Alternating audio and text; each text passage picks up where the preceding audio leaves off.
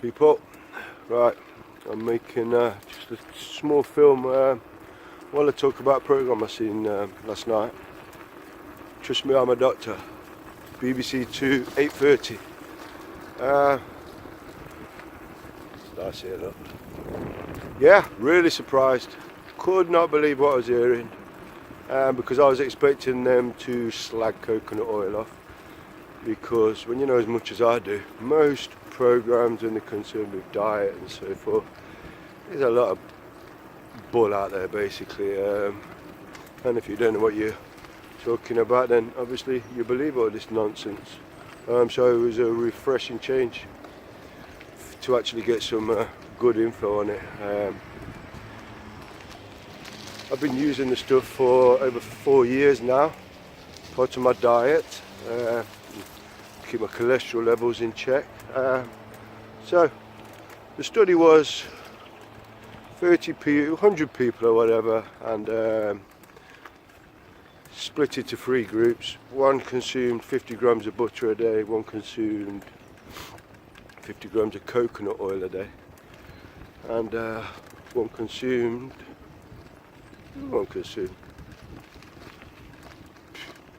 can't remember, it's not that important. But so as far as the coconut oil is concerned, I think we're getting in the right place now. So yeah, I've been using it for 4 years. If you go back to my posts all those years ago, I'm barking on about it then. Still am. So yeah, it was good. It was good to get real information on coconut oil. So what happened? LDL levels dropped for the coconut oil, which is the bad cholesterol. Well, it's actually a carrier for cholesterol, LDL. So low density lipoproteins went down, which is good because you don't want them high.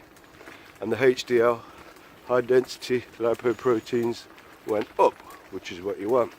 Actually, they didn't mention triglycerides, but then again, they always do miss something out.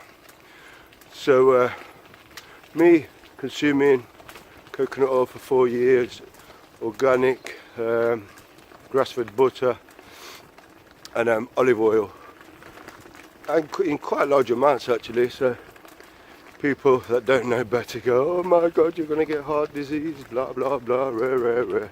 Anyway, that didn't happen.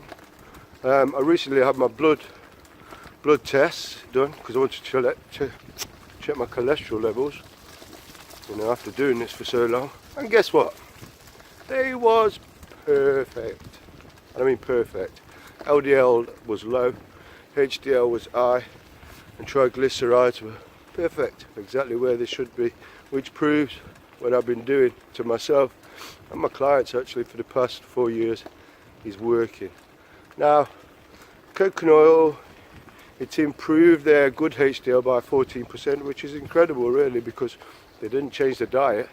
Now imagine if they'd clean the diet up, you know, and they cut wheat out and sugar, stop using all these bad oils, what we're all consuming, which is the reason everyone's getting heart disease. But all that's covered in the book.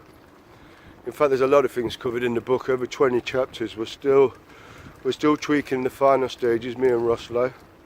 He's worked for the Good Food Programme, great bloke to have.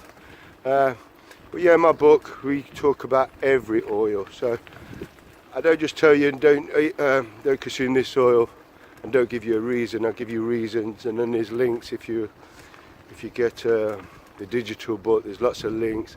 In fact, the coconut oil, for instance, there's 1,500 science-based studies proving how good coconut oil is. One other thing.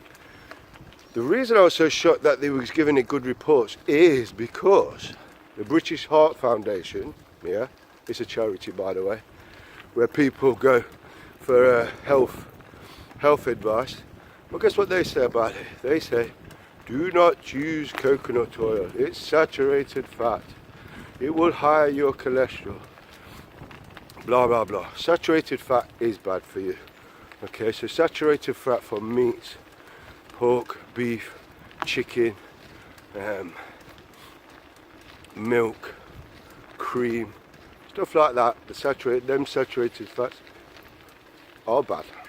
Okay, so if you go to the British Heart Foundation, they will demonise coconut oil, saying it's saturated fat. That's it. They don't tell you why. They don't give you any reason. Just it's bad. Now, because it's conflicting with what they said, that's why I was shocked. Because you know, BBC are telling you that now it possibly could be good for you. I know it's good for you. Simple as that.